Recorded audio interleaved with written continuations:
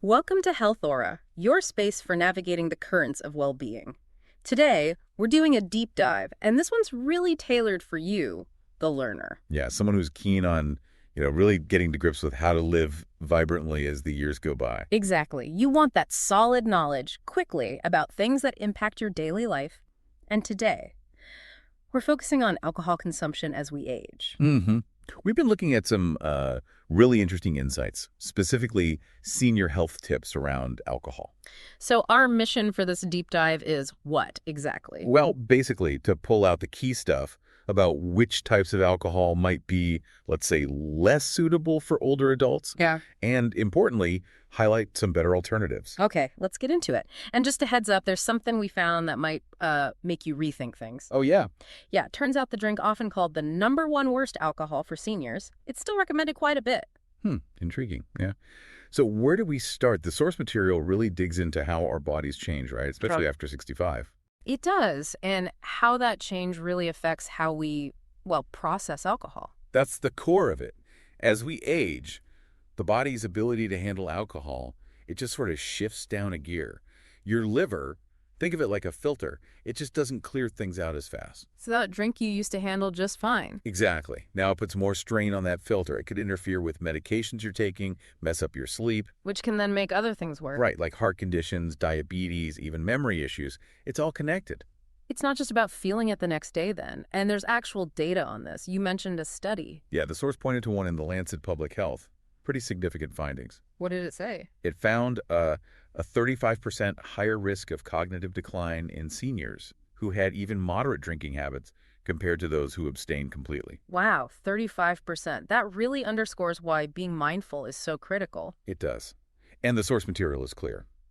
Certain kinds of alcohol can really worsen things like dehydration, spike your blood pressure, affect balance. And the medication interactions, that sounds serious too. Very serious. So it really pays to know which types are potentially more problematic. Okay, so let's break that down. The discussion highlighted 4 main types seniors should maybe avoid or at least be cautious with. First up, hard liquor, whiskey, vodka, that kind of thing. Yeah, hard liquor. The main thing here is it's just a very concentrated dose of alcohol hitting your system really fast. Even a small amount, like a nightcap habit someone might have had for years. Especially then, perhaps, because your body just isn't processing it the same way. Your tolerance often goes down, your central nervous system is more sensitive. So that familiar drink could suddenly cause issues. Absolutely. Dizziness, loss of balance, even sudden drops in blood pressure. That directly increases the risk of falls. Which, as the force mentioned, are a huge issue for older adults. They really are. Falls are the leading cause of injury-related death for people over 65. It's a stark statistic. And there's more to it than just falls, right? Dehydration. Oh, definitely. Hard liquor is incredibly dehydrating, and that can worsen issues many seniors already deal with: dry skin, constipation. It can even put stress on the kidneys. It really drives home how important staying hydrated is anyway, but especially if you're drinking alcohol. For sure. And then you layer on the medication interactions. That's particularly worrying. What kind of interactions are we talking about? Well, think about common meds, blood pressure pills, sedatives, antidepressants. Mixing those with strong spirits can be unpredictable, even dangerous. Dangerous how? You could get irregular heartbeats, confusion, even respiratory depression, making it hard to breathe properly. Wow. Okay, and this isn't just about immediate risk, is it? There's a long-term aspect, too. Right, that constant strain on your liver, on your nervous system, it can contribute to cognitive decline over time. It's a cumulative effect. Okay, so hard liquor, definitely handle with care, or maybe avoid. What's the second category the source flagged? Cheap sweet wines. Yes, things like dessert wines, those flavored wine coolers, they can be a bit deceptive. Deceptive how?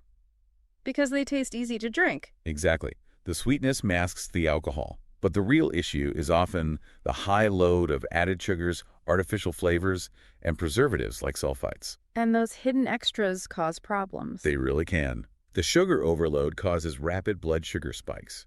That's a big risk, especially considering nearly, 25% of adults over 65 have diabetes? A quarter, yeah. That's a lot. And those spikes lead to Fatigue, blurred vision, irritability, and long-term potential nerve and eye damage. not good. And the sulfites. Sulfites can be triggers for headaches, inflammation, even respiratory issues, particularly if you have asthma or maybe reduced lung function anyway. The source also mentioned dental health and acid reflux. That's right. The acidity can wear away tooth enamel, and it can definitely aggravate acid reflux, which is pretty common as we age. So overall, these sweet wines aren't doing your wellness any favors. Not really. Think increased inflammation, impaired digestion, potentially higher cardiovascular risk. It adds up. Okay. Moving on from sweet wines. The next one might catch people off guard. Beer. Specifically, even light beer. Yeah, this is where it gets interesting because light beer often gets seen as the safer option. Lower alcohol, fewer calories. But there's a catch. There is. Many people don't realize that even light beers contain refined starches and sugars. They can still cause those blood sugar spikes and energy crashes we talked about. And that's a risk for a lot of seniors, right? You mentioned pre-diabetes numbers. Huge numbers. Nearly half of seniors are considered pre-diabetic. So those spikes are a real concern. And there's more. Something about purines. Yes, purines. Yeah. Beer contains these compounds, and they're linked to gout, that painful joint inflammation. It tends to get more common as we get older. So beer could trigger gout flare-ups. It can, yeah, by raising uric acid levels. Plus, beer has that diuretic effect. Meaning more trips to the bathroom at night. Exactly. Yeah. Which messes with your sleep, obviously, but also contributes to dehydration. And dehydration pops up again, linked to memory, balance, fatigue. You see the pattern. So long-term, regular beer drinking could contribute to inflammation, maybe some weight gain, definitely restless nights, and potentially aching joints. So even the light option isn't necessarily light on potential problems. Okay, that brings us to number 4. Cocktails and mixed drinks. Ah, cocktails. The source described these almost as a toxic mix of sugar and spirits for seniors. Why toxic? Because you're usually mixing hard liquor, which we already discussed, has issues with loads of sweeteners, syrups, sugary juices, sodas. It's a double whammy. High alcohol and high sugar together. Precisely. And that combo can be especially tough on an aging system. You get those rapid blood sugar spikes and crashes again. Really bad if you have insulin resistance or diabetes. And the mixers can hide the alcohol strength? That's a major risk. All that sweetness makes it easy to drink more than you intend. You don't feel the alcohol's punch right away. Which could be really risky in social settings. Definitely. Yeah. Especially if you're already dealing with maybe some memory issues, coordination challenges, or trying to manage medications on a schedule. That hidden potency is dangerous. What about other effects? Liver, inflammation. Yep, extra burden on the liver, potential for worse acid reflux, and inflammatory responses from artificial flavors and additives often found in mixers. And medication interactions again. Absolutely. Just like with street spirits, mixing cocktails with things like antidepressants, sleep aids, or blood pressure meds can be really unpredictable and unsafe. Okay, so those are 4 categories to be really mindful of. It sounds a bit restrictive, but the good news is the source didn't just list problems, right? It offered alternatives. It did, which is great. It's Right. not about saying never drink again. It's about smarter choices. First up was red wine, but with a big caveat. Which is? Moderation. In moderation, red wine has potential upsides. Yeah. It contains compounds like resveratrol. Resveratrol, right? I've heard of that. Good for the heart. Potentially, yes.